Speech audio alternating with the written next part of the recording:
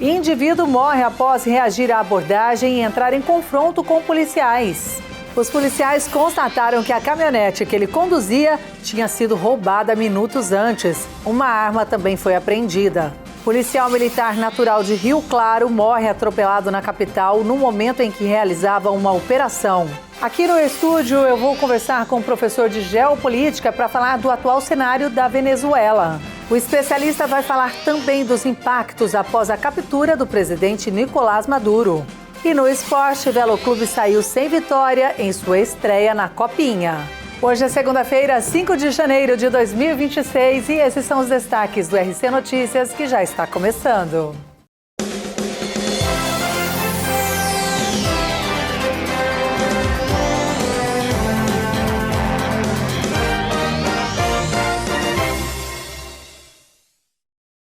Olá, boa noite.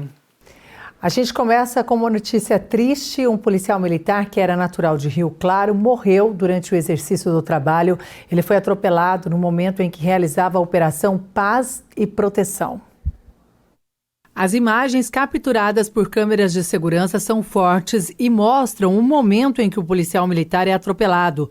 A vítima realizava a Operação Paz e Proteção na Avenida Inajar de Souza, na capital paulista, na madrugada de domingo, quando motociclistas em alta velocidade passam pelo trecho e atropelam o PM, que tentava fazer a abordagem e acabou escorregando. Sem dó, os autores do atropelamento fogem em seguida. As cenas mostram ainda os outros policiais em choque e se mobilizando para chamar o socorro. O PM chegou a ser socorrido, mas não resistiu. Lucas Lopes Bernardo, de 27 anos, era natural de Rio Claro. Estava na polícia há 2 anos e atuava na 4ª CIA do 9º Batalhão de Polícia Militar Metropolitano. Ele deixou a esposa grávida e 2 enteados. Em nota, a Polícia Militar lamentou a perda e destacou o serviço exemplar prestado pelo soldado à instituição. Agradeceu todo o empenho, esforço e dedicação. E um acidente envolvendo uma van e uma viatura da Polícia Militar foi registrado na rodovia Hermínio Petrin, em Charqueada. Segundo informações da concessionária e da Polícia Rodoviária, a van trafegava pela SP-308 no sentido sul, quando seu volante apresentou falha mecânica. Sem controle, colidiu na traseira da viatura da Polícia Militar diária. Devido ao impacto, sofreu capotamento e imobilizando-se em posição de rodagem após o fato. Ambos os veículos permaneceram pelo canteiro lateral, aguardando apoio, de acordo então com as informações da Artesp e também da Polícia Rodoviária. E de acordo ainda com essas informações, 4 pessoas tiveram ferimentos moderados. Elas estavam na van. Os 2 policiais também ficaram feridos e todos foram socorridos e encaminhados para unidades de Charqueada e de Piracicaba. E o indivíduo morreu após trocar tiros com a polícia. Ele fugiu de uma abordagem e depois foi constatado que a caminhonete em que ele estava era roubada. Segundo informações, equipes da Força Tática faziam patrulhamento quando tentaram abordar ocupantes de uma caminhonete e de uma motocicleta, mas os ocupantes fugiram. Houve um acompanhamento e na Avenida 14 o condutor da caminhonete acabou perdendo o controle da direção e bateu o veículo contra o portão de uma casa. Ainda assim, ele desceu e fugiu a pé. Em seguida, segundo a polícia, ocorreu uma troca de tiros e o indivíduo morreu no local. Com o suspeito foi encontrado um revólver calibre 38 e foi constatado que a caminhonete havia sido roubada momentos antes no bairro Jardim Claré. O corpo foi encaminhado para o IML. Thaís Nascimento, de Rio Claro.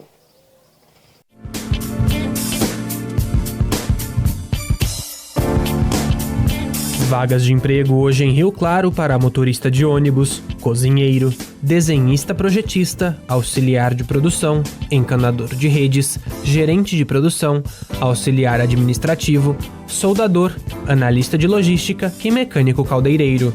Os interessados devem procurar o Conecta na Rua 3, número 1636, no centro, ou acessar o portal da empregabilidade. E a seguir a gente vai falar sobre a prisão do presidente da Venezuela, Nicolás Maduro, e o que isso pode refletir em todo o mundo.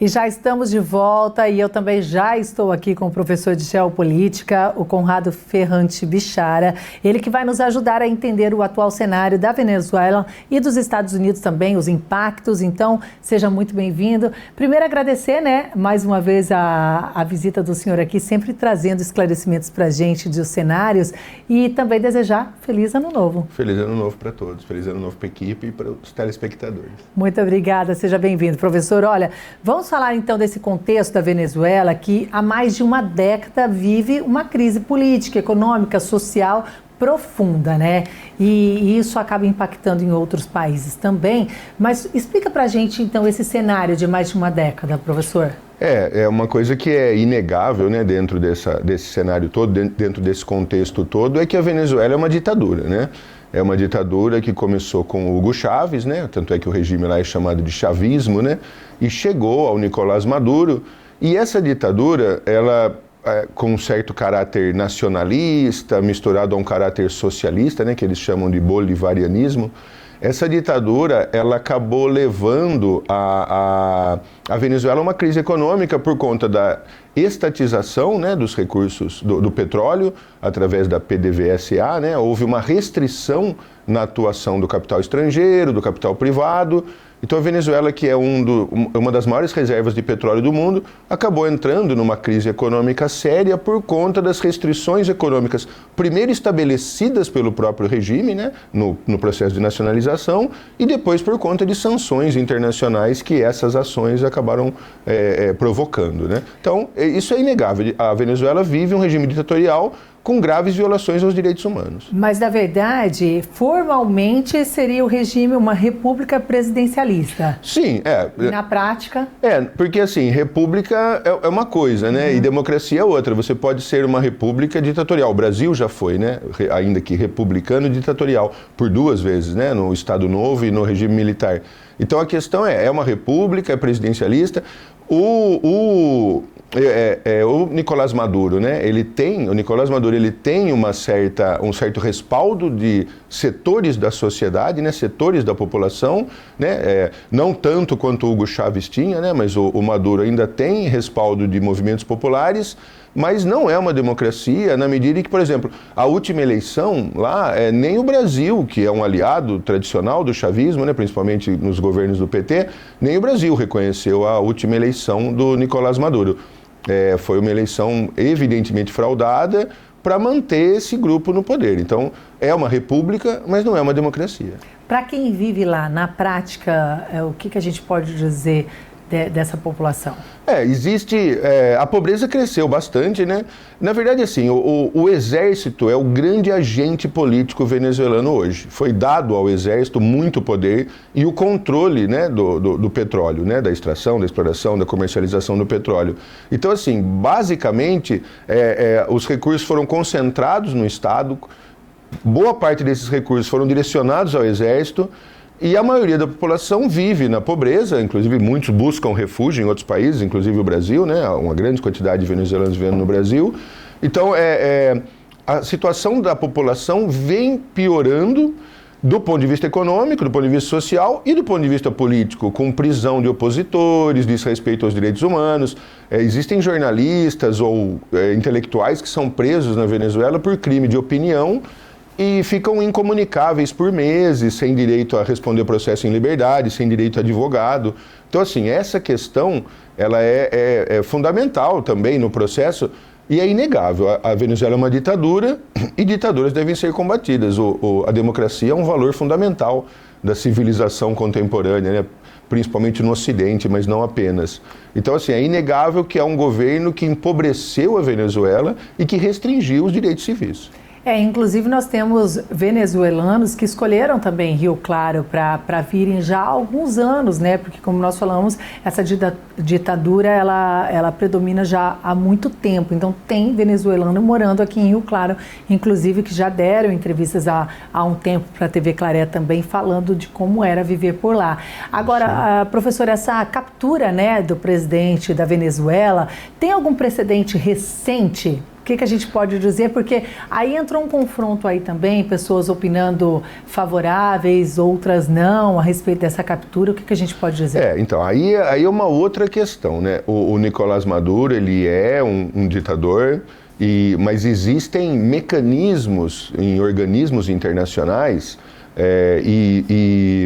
digamos, princípios da Carta das Nações Unidas, né, que estabelecem formas legais, né, dentro do direito internacional de lidar com esse tipo de governante, com esse tipo de regime. Então, uma coisa o Maduro era um ditador e na Venezuela a situação política, econômica e social vinha piorando muito. Outro ponto o desrespeito ao direito internacional, que é uma questão que pode abrir um precedente grave que foi usado pelos Estados Unidos e pode vir a ser usado, por exemplo, pela Rússia na Ucrânia ou pela China em Taiwan. A questão aqui, aí é uma outra questão, que é a ameaça à soberania da Venezuela, o que coloca a soberania de outros países em risco também. O Trump já fez declarações ameaçando inclusive a Colômbia. A Colômbia é uma democracia. Só para contextualizar, Janaína, é o seguinte, se a questão fosse o regime ditatorial da Venezuela, os Estados Unidos não seriam, por exemplo, aliados da Arábia Saudita. Só para dar um exemplo de uma outra potência energética, né, de um outro país que tem uma reserva gigantesca de petróleo e que é ditatorial, mas que tem um governo que atende aos interesses geopolíticos dos Estados Unidos, coisa que a Venezuela não vinha fazendo. Então esse é um ponto. E sobre a sua pergunta em relação a precedentes, assim, na América do Sul, isso nunca na história aconteceu. O presidente dos Estados Unidos, James Monroe, criou em 1823 a doutrina Monroe, né, que é sintetizada na ideia América para os americanos. Depois, no início do século XX, o presidente Theodore Roosevelt criou o Corolário Roosevelt, que fala do Big Stick e da diplomacia do dólar. Então, é histórico que os Estados Unidos querem e têm o controle, né, a influência sobre a América Latina. E na América Central já ocorreram, sim, ações da CIA e outras intervenções do governo dos Estados Unidos. Aqui na América do Sul, apesar das intervenções diretas, financiando ditaduras e etc., ou com ações mais escamoteadas, nunca tinha ocorrido uma ação tão objetiva, tão direta dos Estados Unidos contra a soberania de um país local. E isso abre um precedente perigoso, porque a quem cabe decidir se é legítimo ou não atacar um país no continente, seja pelo motivo alegado, seja o motivo qual for, né? Então, não... Agora, pelo mundo, houve no Iraque, né, a intervenção dos Estados Unidos no Iraque, que derrubou o Saddam Hussein, houve intervenção dos Estados Unidos no Afeganistão, e sempre assim, bem-sucedidas na ação, mas mal-sucedidas no resultado posterior, né? É o que a gente tem que observar agora na Venezuela, os próximos passos, né? A gente sabe que repercussões diplomáticas estão acontecendo, com governos condenando o ataque ou apoiando essa ação. Como que essa crise, então, deve impactar as relações dos Estados Unidos com a América Latina e com outras potências também globais? Então, na América Latina fica um clima de apreensão, né? Apesar de não ter havido uma reação muito forte, por exemplo, o governo brasileiro foi moderado na reação, o governo argentino apoiou a ação dos Estados Unidos, o governo colombiano, que também está sendo ameaçado, foi categoricamente contra.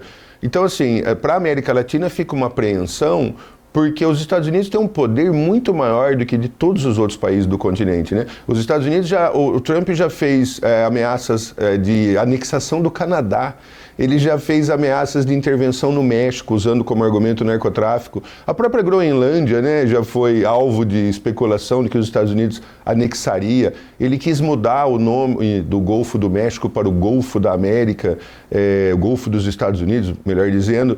Então, assim, para a América Latina fica um clima de apreensão, porque nenhum dos países da região tem condição, nenhum dos países do continente tem condição de se opor ao poderio dos Estados Unidos. E aí ficamos à mercê das decisões de um mandatário estrangeiro. E isso não é bom para o direito internacional, não é bom para nenhum país.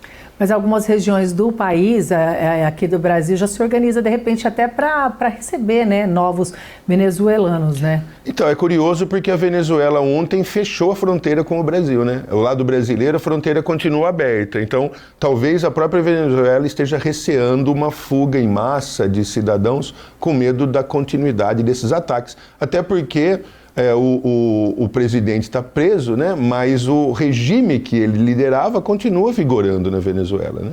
Bom, professor, a gente vai encerrando a entrevista por aqui, mas eu espero contar mais vezes para a gente ir acompanhando tudo isso, porque vem muito desdobramento por aí também, né? Eu fico à disposição, é uma satisfação participar. Muito obrigada. E no esporte, começou a temporada 2026 do futebol paulista com Copa São Paulo de Futebol Júnior. O Sub-20 Velo Clube estreou no sábado contra o Vasco da Gama, mas acabou perdendo. Jogando na cidade de Cravinhos, o Rubro Verde fez um bom jogo, mas o time carioca foi um pouco melhor e abriu o placar aos 30 minutos do primeiro tempo com o meia Zuccarello. O jogo seguiu equilibrado e o Vasco conseguiu o segundo gol aos 51 minutos da etapa final. Bruno Lopes recebeu o cruzamento da direita e só empurrou para as redes, fechando o placar em 2-0 para o Vasco da Gama. O Velo Clube volta a campo amanhã às 5h15 da tarde contra o I9 e precisa da vitória para manter as chances de classificação para o mata-mata. Boa sorte!